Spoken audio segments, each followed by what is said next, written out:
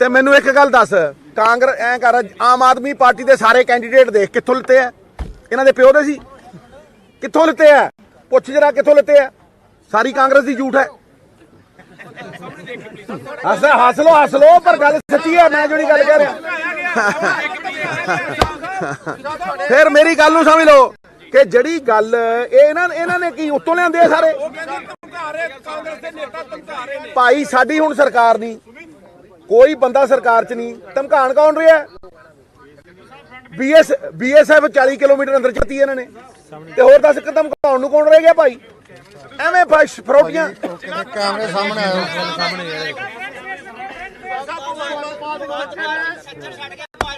ਆ ਗਿਆ ਵਾਪਸ। ਹਾਂ ਕਹਿੰਦਾ ਮੈਂ ਵਾਪਸ ਹੁਣ, ਮੈਂ ਆ ਜਾ ਮਿੱਤਰ ਪਿਆਰੇ। ਅੱਛਾ ਵੇਖੋ ਕਿਸੇ ਨਾ ਕਿਸੇ ਦੇ ਉੱਤੇ ਤੇ ਬਹਾਨਾ ਮਾਰਨਾ ਹੀ ਹੁੰਦਾ, ਤੇ ਸਿੱਧੂ ਨਾਲੋਂ ਵੱਡਾ ਬਹਾਨਾ ਕੌਣ ਹੈ ਦੱਸੋ ਮੈਨੂੰ? ਹਾਂ ਮੇਰੀ ਇੱਕ ਗੱਲ ਨੂੰ ਸੁਣੋ ਯਾਰ, ਇੱਥੇ ਕੋਈ ਸਾਹਿਬ ਨਹੀਂ, ਸਾਰੇ ਵਰਕਰ ਨੇ। ਪਹਿਲੀ ਗੱਲ ਨੂੰ ਸਮਝ ਲਓ, ਵਰਕਰ ਬਣ ਕੇ ਕੋਈ ਵਾਪਸ ਆਉਣਾ ਚਾਹੁੰਦੇ ਜੀ ਆਇਆਂ ਨੂੰ, ਇਹ ਤੇ ਡੈਮੋਕ੍ਰੈਟਿਕ ਪ੍ਰਿੰਸੀਪਲ ਨੇ। ਪਰ ਕਾਂਗਰਸ ਪਾਰਟੀ, ਸਰਦਾਰ ਸਾਹਿਬ ਥੋੜਾ ਪਾਸੇ ਹੋ ਜਾ, ਕੋਈ ਗੱਲ ਨਹੀਂ, ਠੀਕ ਹੈ ਠੀਕ ਹੈ। ਵੇਖੋ ਕਾਂਗਰਸ ਪਾਰਟੀ ਐਤਕੀ ਏਜੰਡੇ ਦੇ ਉੱਤੇ ਇਲੈਕਸ਼ਨ ਲੜੇਗੀ, ਔਰ ਐਜ਼ ਕਾਂਗਰਸ ਦਾ ਪ੍ਰਧਾਨ ਮੈਂ ਤੁਹਾਨੂੰ ਜ਼ੁਬਾਨ ਦੇ ਰਿਹਾ, ਜਿਹੜੀ ਗੱਲ ਮੈਂ ਕਰੂੰਗਾ ਉਹ ਨਾ ਤੇ 5000 ਵਾਅਦਿਆਂ ਵਾਲੀ ਹੈ, ਨਾ 500 ਵਾਅਦਿਆਂ ਵਾਲੀ ਹੈ, ਉਹ 13 ਨਕਾਤੀ ਪ੍ਰੋਗਰਾਮ ਦੀ ਹੈ। ਤੇ ਵੇਖ ਲਓ ਕੇਜਰੀਵਾਲ ਆ ਕੇ ਕਹਿੰਦਾ ਨਕਲੀ ਕੇਜਰੀਵਾਲ ਫਿਰਦੇ, ਨਕਲੀ ਸਿੱਧੂ ਫਿਰਦੇ ਕਿ ਨਹੀਂ? ਫੋਟੋ ਸਟੇਟ ਦੀ ਦੁਕਾਨ ਤੇ ਖੜ ਕੇ ਮਾਰਦੇ ਕਿ ਨਹੀਂ? ਨਾਲ ਨਕਲ ਠਾ ਦੇਣੇ ਹੈ, ਐਂ ਠੋਕ ਕੇ ਉਹੀ ਨਕਲ ਮਾਰੀ ਹੈ।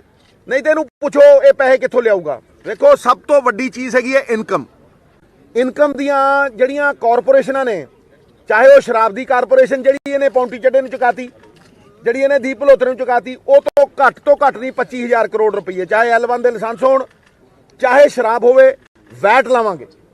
ਇਹ ਧਿਆਨ ਨਾਲ ਸਮਝ ਲਓ, ਵੈਟ ਲਾਵਾਂਗੇ। ਔਰ ਅਗਰ ਤੁਸੀਂ ਦੇਖੋ GST ਦੇ ਪ੍ਰਵਿਊ ਤੋਂ ਸ਼ਰਾਬ ਬਾਹਰ ਹੈ, ਰੇਤਾ ਬਾਹਰ ਹੈ, ਔਰ ਤੁਸੀਂ ਵੈਟ ਲਾ ਸਕਦੇ ਹੋ। ਇਹ ਵੈਟ ਲਾ ਕੇ 37000 ਕਰੋੜ ਰੁਪਏ ਤਮਿਲਨਾਡੂ ਕਮਾਉਂਦਾ। ਖਪਤ ਸਾਡੇ ਨਾਲੋਂ ਅੱਧੀ ਹੈ, ਨੌਕਰੀਆਂ 60000 ਦਿੰਦਾ।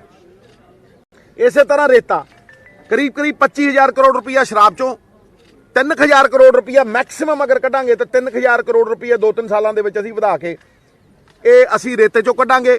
ਔਰ ਮੈਂ ਛਾਤੀ ਠੋਕ ਕੇ ਕਹਿ ਰਿਹਾ ਕਿ ਪੰਜਾਬ ਦੀ ਇਕਨੋਮੀ ਠੇਕੇਦਾਰਾਂ ਨੂੰ ਵੇਚਤੀ, ਪਿਛਲੇ 5 ਸਾਲਾਂ 'ਚ ਠੇਕੇਦਾਰਾਂ ਨੂੰ ਵੇਚੀ ਰੱਖੀ ਹੈ। ਇਹ ਠੇਕੇਦਾਰੀ ਸਿਸਟਮ ਕਹਾਂਗੇ। ਪੰਜਾਬ ਦਾ ਜਿਹੜਾ ਮਨ ਹੈ, ਪੰਜਾਬ ਦਾ ਜਿਹੜਾ ਦਿਲ ਹੈ, ਉਹਨੂੰ ਆਊਟਸੋਰਸ ਕਰਤਾ ਵੱਡੀਆਂ ਕੰਪਨੀਆਂ ਨੂੰ, ਉਹੀ ਟੈਂਡਰ ਬਣਾ ਕੇ ਦਿੰਦੇ ਆ। ਲੈਜਿਸਲੇਚਰ ਛੋਟਾ ਕਰਤਾ, ਗੌਣ ਕਰਤਾ। ਜੇ ਮੈਂ ਕਰਪਸ਼ਨ ਦੂਰ ਕਰਨੀ ਹੋਵੇ ਸਾਹਿਬ, ਤੇ ਮੈਨੂੰ ਉਮਰ ਲੱਗ ਜੂਗੀ, ਕਰਪਸ਼ਨ ਨਹੀਂ ਦੂਰ ਹੋਣੀ ਪੰਜਾਬ 'ਚ। ਲੇਕਿਨ ਜੇ ਮੈਂ ਗਵਰਨੈਂਸ ਔਰ ਪੋਰਟਲ ਲੈ ਆਉਣਾ, ਜਿਹੜਾ ਮੇਰਾ ਪਹਿਲਾਂ ਦਾ ਸੁਪਨਾ ਸੀ, ਜਿਹੜਾ ਕੈਪਟਨ ਅਮਰਿੰਦਰ ਸਿੰਘ ਨੇ ਕਠਪੁਤਲੀ ਬਣ ਕੇ ਹੋਣ ਨਹੀਂ ਦਿੱਤਾ, ਸਿਸਟਮ ਰੈਜ਼ਿਸਟ ਕਰਦਾ ਸੀ। ਲੜਾਈ ਸਿਸਟਮ ਨੂੰ ਚੇਂਜ ਕਰਕੇ ਇੱਕ ਨਵੇਂ ਸਿਸਟਮ ਨੂੰ ਖੜਾ ਕਰਨ ਦੀ ਹੈ। ਔਰ ਉਸ ਨਵੇਂ ਸਿਸਟਮ ਦੇ ਵਿੱਚ ਇਹ ਸਭ ਤੋਂ ਵੱਡੀ ਚੀਜ਼ ਜਿਹੜੀ ਹੈਗੀ ਆ ਉਹ ਗਵਰਨਮੈਂਟ ਰਿਫਾਰਮਸ ਨੇ, ਗਵਰਨੈਂਸ ਰਿਫਾਰਮਸ। ਔਰ ਗਵਰਨੈਂਸ ਰਿਫਾਰਮਸ ਦੇ ਵਿੱਚ ਜਿੱਤੇਗਾ ਪੰਜਾਬ ਕਮਿਸ਼ਨ ਬਣਾਵਾਂਗੇ, ਜਿਹੜਾ ਪਲੈਨਿੰਗ ਬੋਰਡ ਜਵਾਹਰ ਲਾਲ ਨਹਿਰੂ ਜੀ ਦੀ ਹੁੰਦੀ ਸੀ। ਇੱਥੇ ਦੇ ਜਿਹੜੇ ਪਲੈਨਿੰਗ ਬੋਰਡ ਵਾਲੇ ਬੰਦੇ ਆ, ਇਨਵੈਸਟਮੈਂਟਾਂ ਕਰਦੇ ਆ ਮੱਧ ਪ੍ਰਦੇਸ਼, ਉਹਨਾਂ ਨੂੰ ਕੱਖ ਪਤਾ ਨਹੀਂ, ਸਮਝਿਆ ਨਹੀਂ। ਇੱਕ ਮਿਨਿਸਟਰੀ ਦੇ ਨਾਲ ਇੱਕ ਬੰਦਾ ਜੋੜਾਂਗੇ, ਔਰ ਹਰ ਚੀਜ਼ ਗਵਰਨੈਂਸ ਦੇ ਰਾਹੀਂ ਅਸੀਂ 170 ਸਰਵਿਸਿਜ਼ ਜਿਹੜੀਆਂ ਆਮ ਲੋਕਾਂ ਦੀਆਂ ਨੇ। ਤੁਸੀਂ ਤਹਿਸੀਲ 'ਚ ਜਾਓ, ਉੱਥੇ ਪੈਸੇ ਮੰਗਦੇ ਆ। ਤੁਸੀਂ ਮਿਊਨਿਸਪੈਲਿਟੀ 'ਚ ਜਾਓ, ਸਰਟੀਫਿਕੇਟ ਲੈਣਾ ਹੋਵੇ, birth certificate, death certificate, licence, ਉੱਥੇ ਪੈਸੇ ਮੰਗਦੇ ਆ। ਘਰੇ ਬੈਠੇ ਮਿਲੂ। ਤੁਸੀਂ ਘਰ ਦਾ ਲਾਇਸੈਂਸ ਬਣਾਉਣਾ, ਘਰੇ ਬੈਠੇ ਮਿਲੂ। ਔਰ ਇਹ ਸੁਪਨਾ ਜਿਹੜਾ ਕਾਂਗਰਸ ਦਾ ਹੈਗਾ, ਇਹ ਰਾਹੁਲ ਜੀ ਨਾਲ ਗੱਲ ਕਰਕੇ ਹੀ ਮੈਂ ਗੱਲ ਕਰ ਰਿਹਾ। ਇਹ ਲੋਕਾਂ ਦੀ ਸਰਕਾਰ, ਲੋਕਾਂ ਦੇ ਦੁਆਰ। ਇਹ ਸਭ ਤੋਂ ਵੱਡੇ ਗਵਰਨੈਂਸ ਰਿਫਾਰਮਸ ਜਿਹੜੇ ਨੇ, ਪੋਰਟਲ। ਕਿਸੇ ਨੇ ਅਗਰ ਕੋਈ ਵੀ ਪਰਮਿਸ਼ਨ ਲੈਣੀ ਹੈ ਇੰਡਸਟਰੀ ਦੀ, ਪੋਰਟਲ ਤੋਂ ਸਿੱਧਾ ਸਿੰਗਲ ਵਿੰਡੋ ਸਿਸਟਮ। ਇਹ ਨਹੀਂ ਵੀ ਸਿੰਗਲ ਵਿੰਡੋ ਸਿਸਟਮ ਦੇ ਪਿੱਛੇ 25 ਵਿੰਡੋਆਂ ਖੁੱਲ ਰਹੀਆਂ ਨੇ, ਚਾਹੇ ਉਹ NRI ਹੋਵੇ, ਕੋਈ ਹੋਵੇ, ਉਹਨੂੰ ਐ ਫੈਸਿਲਿਟੇਟ ਕਰਾਂਗੇ ਕਿ 15 ਦਿਨਾਂ ਦੇ ਅੰਦਰ ਉਹਨੂੰ ਕਲੀਅਰੈਂਸ ਮਿਲ ਕੇ ਉਹਦੇ ਹੱਥ ਦੇ ਵਿੱਚ ਆ ਜਾਏਗੀ।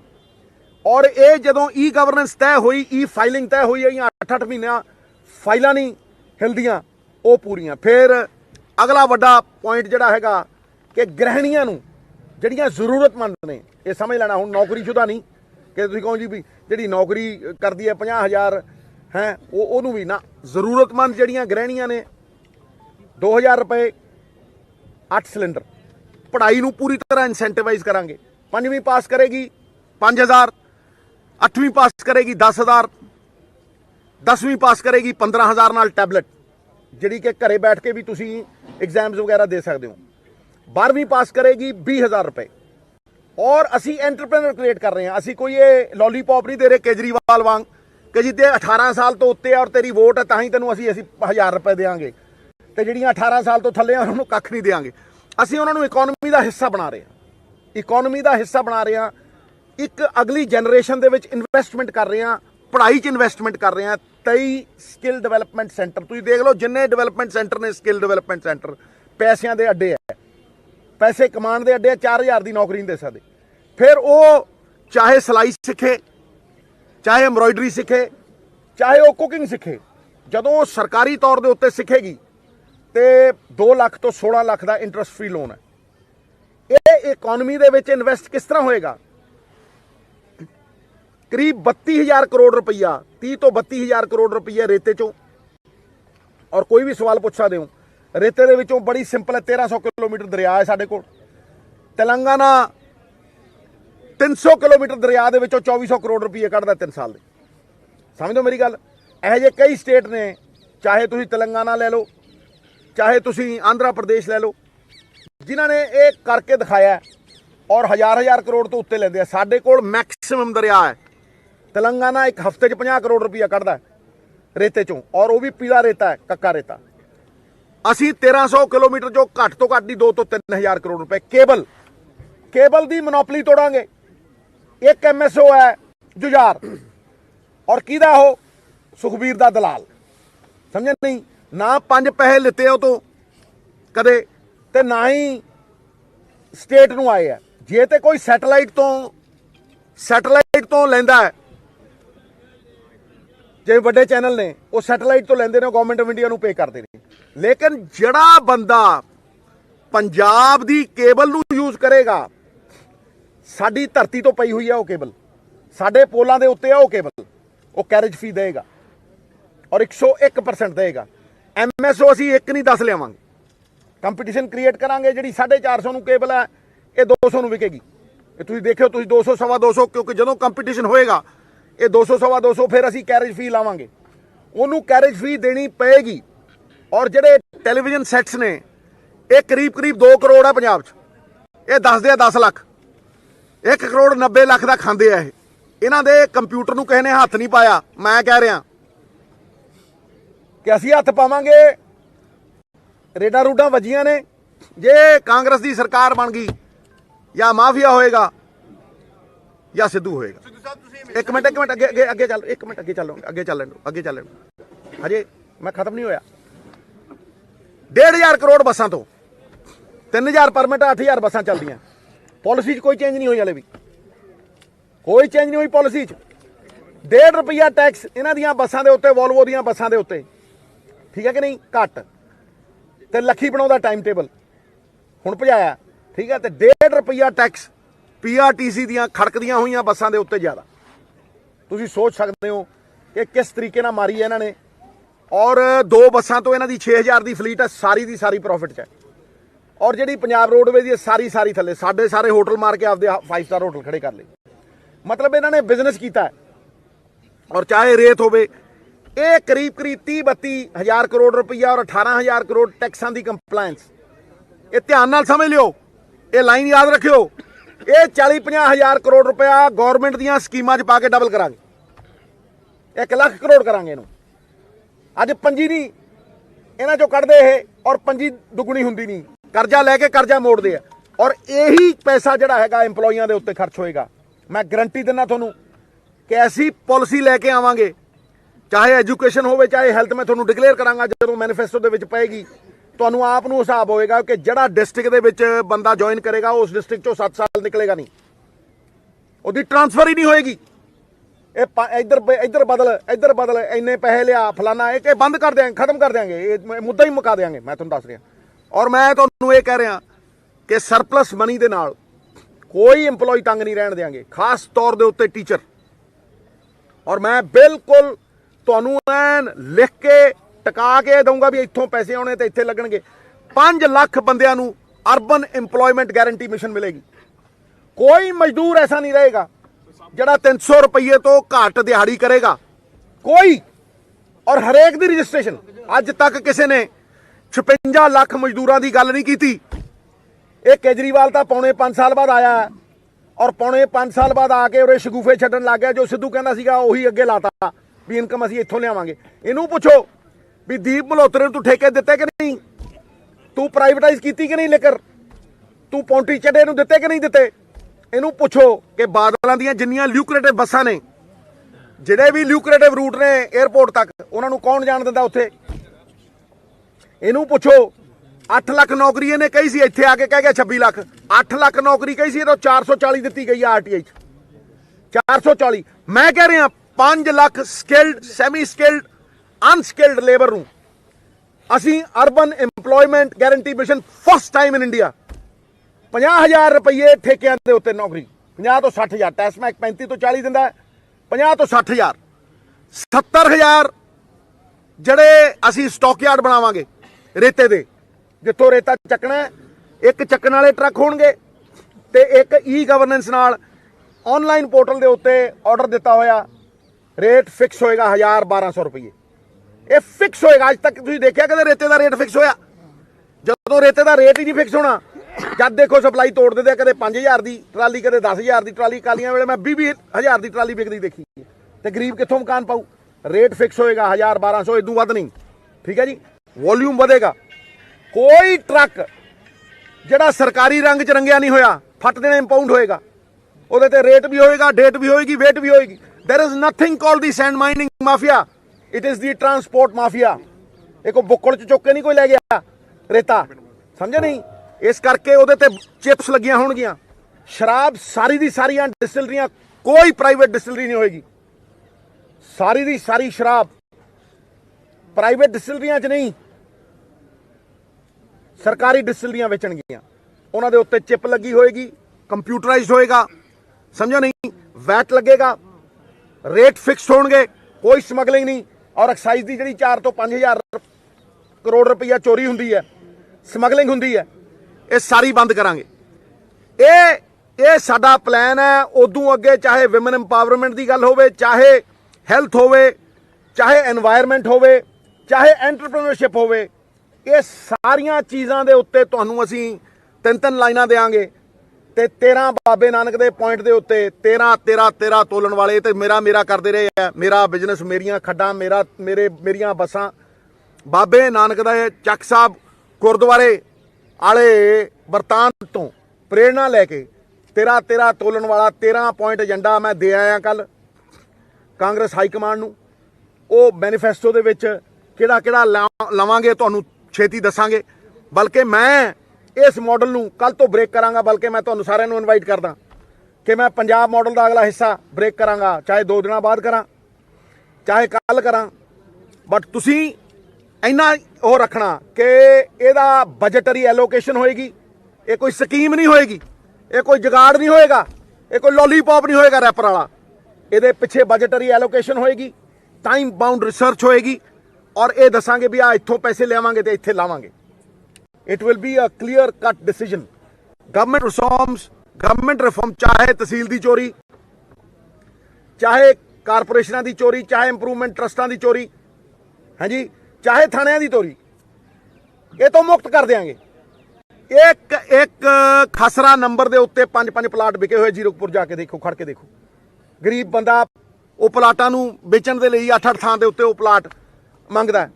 ਮੈਂ ਇਸ ਏਜੰਡੇ ਦੇ ਨਾਲ ਆ। ਇਹ ਏਜੰਡਾ ਹੈ ਤੇ ਨਵਜੋਤ ਸਿੰਘ ਸਿੱਧੂ ਨੀਹਾਂ ਚਿਣ ਦਿਓ, ਕੋਈ ਰੌਲਾ ਨਹੀਂ ਹੈ।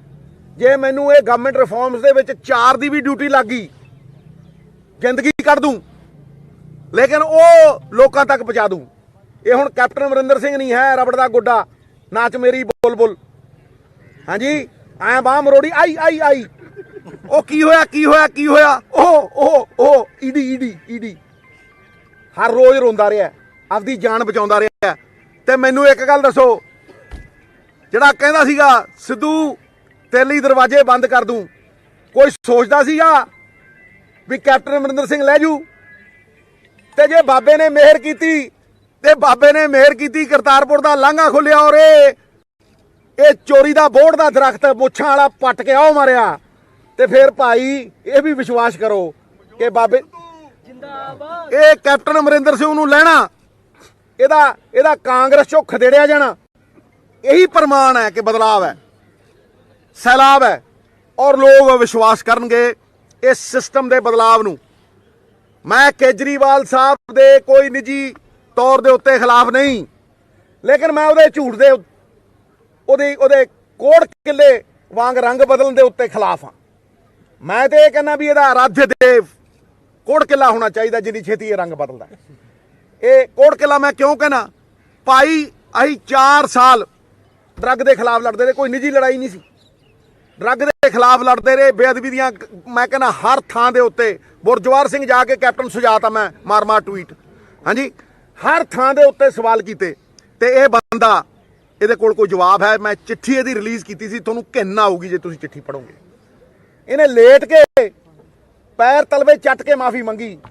ਕੋਈ ਪੰਜਾਬੀ ਗੈਰਤਮੰਦ ਇਸ ਗੱਲ ਨੂੰ ਹਜਮ ਕਰ ਲੂ ਕਿ ਇਹਨੇ ਮਾਫੀ ਮੰਗੀ? ਇਹਦੀ ਕੈਬਨਿਟ ਦੇ ਵਿੱਚ ਕੋਈ ਪੰਜਾਬੀ ਹੈ?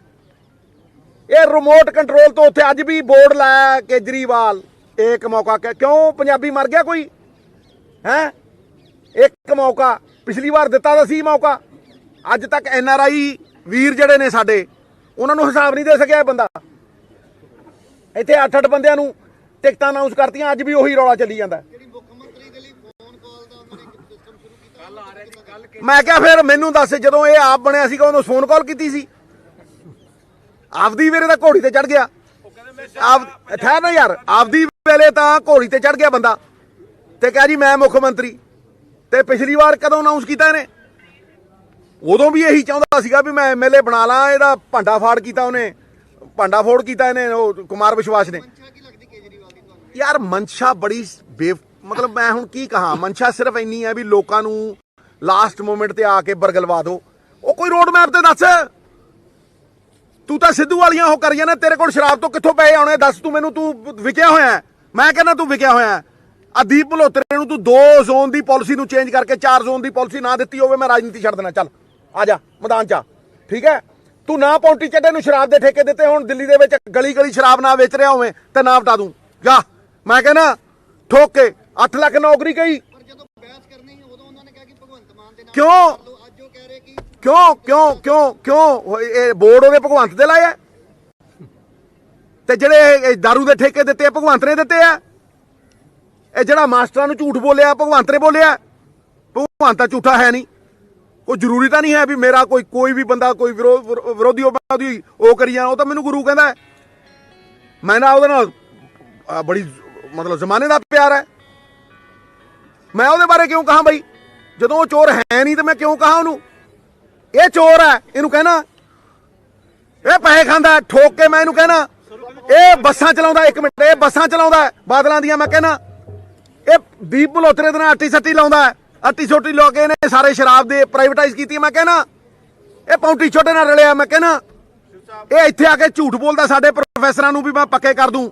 22,000 ਪ੍ਰੋਫੈਸਰਾਂ ਦੇ ਨਾਲ ਨਵਜੋਤ ਸਿੰਘ ਸਿੱਧੂ ਬੈਠਾ ਇਹਦੇ ਘਰ ਦੇ ਬਾਹਰ। ਉਹ ਕਹਿੰਦੇ ਬੰਧੂਏ ਮਜ਼ਦੂਰ ਬਣਾ ਰੱਖਿਆ ਸਾਨੂੰ। 15 ਦਿਨ ਦੇ ਕੰਟਰੈਕਟ ਦੇ ਉੱਤੇ ਕੰਮ ਕਰਾਉਂਦਾ ਕੇਜਰੀਵਾਲ। 15 ਦਿਨ 15 ਡੇ। ਜਾਓ ਪਤਾ ਕਰੋ 22,000 ਉੱਥੇ ਜਿਹੜੇ ਕੰਟਰੈਕਚੁਅਲ ਮੁਲਾਜ਼ਮ ਨੇ। ਇਹਦਾ SYL ਦੇ ਉੱਤੇ ਕੀ ਸਟੈਂਡ ਹੈ?